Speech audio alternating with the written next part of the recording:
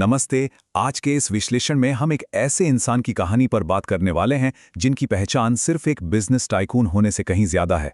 एक ऐसी शख्सियत जिन्होंने बिना शोर मचाए खामोशी से पूरी दुनिया पर अपनी छाप छोड़ी। जी हाँ, हम बात कर रहे हैं एक असाधारण जीवन, बेमिसाल लीडरशिप और उस असीम करुणा की जिसने असल मायनों में उन्हें देश का रत्न बनाया। तो चलिए बिना किसी देरी के इस दिलचस्प सफर की शुरुआत करते हैं। जरा सोचिए, 9 अक्टूबर 2024 का वो दिन। हवाओं में एक अजीब सी खामोशी थी। मुंबई की सड़कें सूनी और फैक्ट्रियां बंद थीं। आमतौर पे ना ऐसा सन्नाटा तब होता है जब देश का कोई बहुत बड़ा राजनेता हमें छोड़कर जाता है। लेकिन यहाँ पूरा देश एक 86 साल के बिजनेसमैन के लिए थमसा गया था। ये अपने आप में सोचने वाली बात है ना?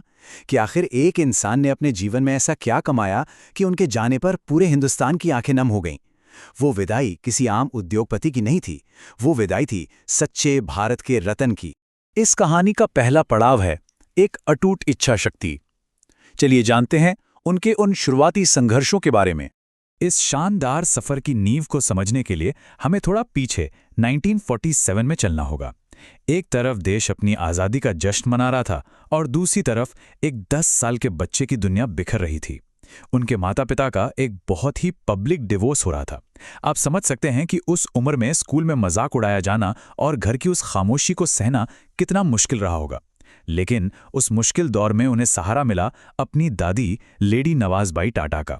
उन्होंने एक बात कही थी, लोग तो बोलेंगे और तुम्हें तोड़ने की कोशिश भी करेंगे, लेकिन तुम कभी झुकना मत, हमेशा अपनी इज्जत के साथ जीना। और यही बात उनके पूरे जीवन का सबसे बड़ा उसूल बन गई। अब उनके इस शुरुआती जीवन में ना एक बहुत बड़ा व्यक्तिगत बलिदान छिपा हुआ है। बात 1955 की है। वो लॉस एंजलिस में आर्किटेक्चर की पढ़ाई कर रहे थे। टाटा सरनेम के उस भारी भरकम बोझ से मीलों दूर एक बहुत ही खुशहाल और आम सी जिंदगी। वहीं उनकी मुलाकात कैरोलिन से हुई और बात शादी तक पहुंच गई थी। लेकिन किस्मत को कुछ और ही मंजूर था। अपनी बीमार दादी के लिए उन्हें वापस भारत आना पड़ा और फिर 1962 के भारत चीन युद्ध ने सारे हालात ही बदल दिए। कैरोलिन के परिवार ने उन्हें भारत भेजने से साफ मना कर दिया। एक युद्ध और एक बीमारी ने उस खुशहाल जिंदगी को हमेशा के लिए छीन लिया।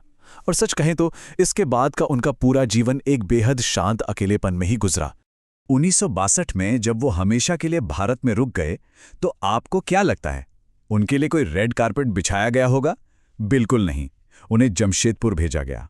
वहां उन्होंने चूना पत्थर उठाने से लेकर वो हर ग्राउंड लेवल का काम किया जो कोई भी एक आम वर्कर करता है। बिना किसी शिकायत के, बिना कोई शॉर्टकट मांगे उन्होंने इस कड़ी मेहनत को हंसते हंसते अपना लिया, ठीक वैसे ही जैसे उनकी दादी ने उन्हें सिखाया था।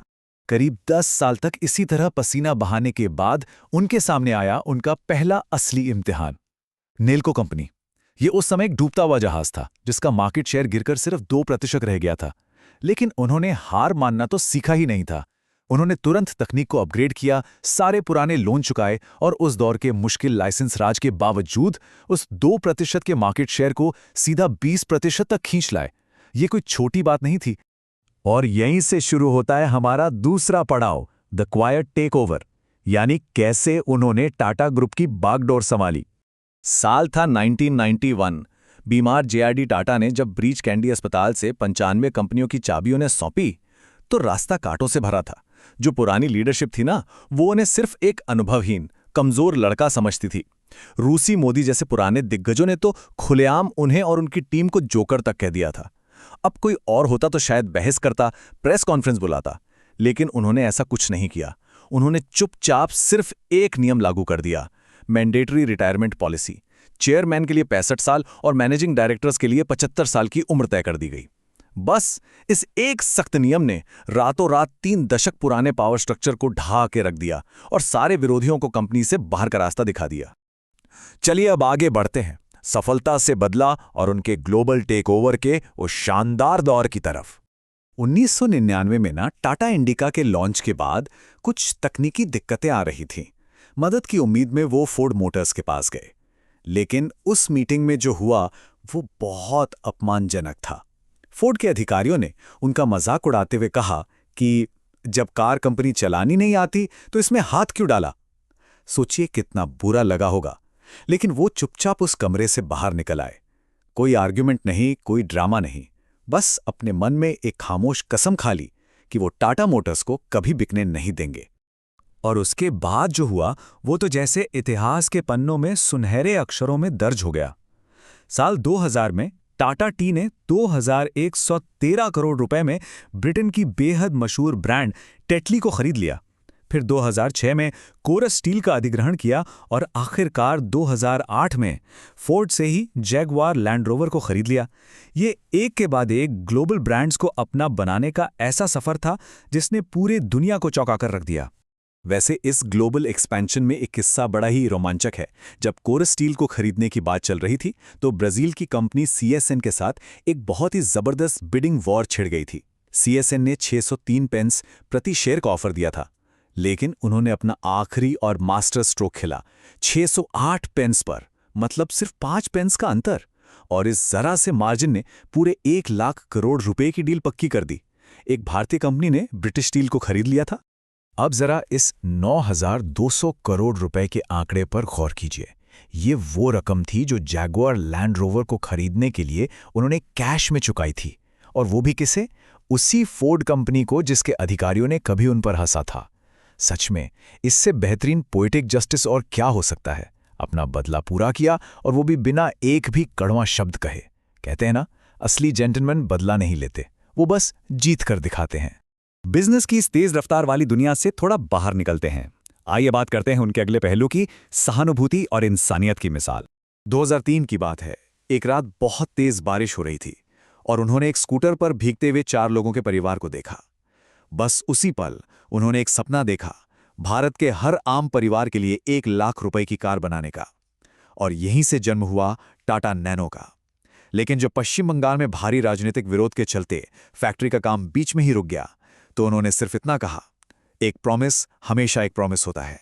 अपना वो 1 लाख वाला वादा निभाने के लिए उन्होंने रातों रात पूरी की पूरी फैक्ट्री पश्चिम बंगाल से गुजरात के 1100 एकड़ के साइट पर शिफ्ट कर दी।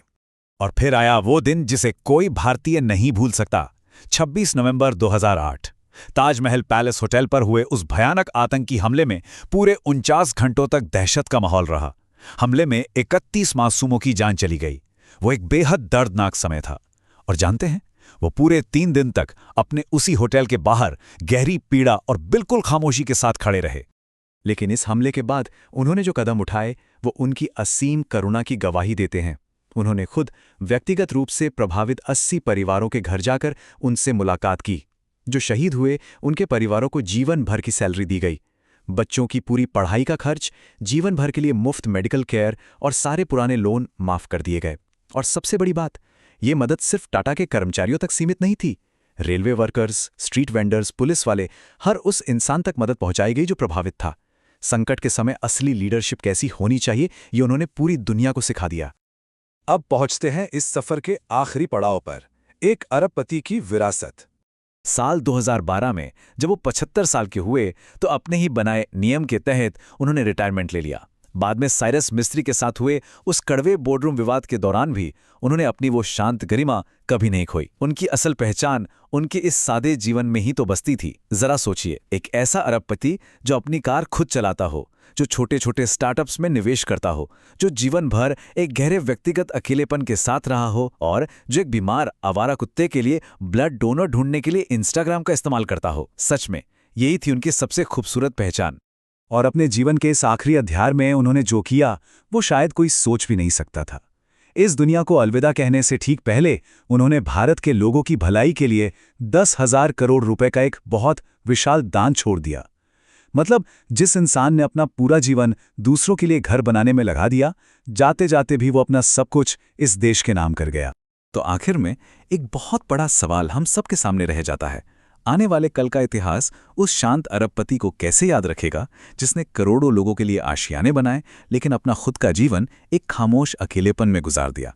जब उनका अंतिम संस्कार पूरे सैन्य सम्मान और 21 तोपों की सलामी के साथ किया गया तो पूरी दुनिया को ये बात समझ आ गई थी कि वो सिर्फ एक उद्योगपति नहीं थे, वो इस राष्ट्र की आत्मा का एक बहुत अहम हिस्सा थे। और इसी विचार के साथ हम आज का ये विश्लेषण यहीं समाप्त करते हैं। हमारे साथ इस प्रेरणादायक सफर पर चलने के लिए आपका बहुत बहुत धन्यवाद।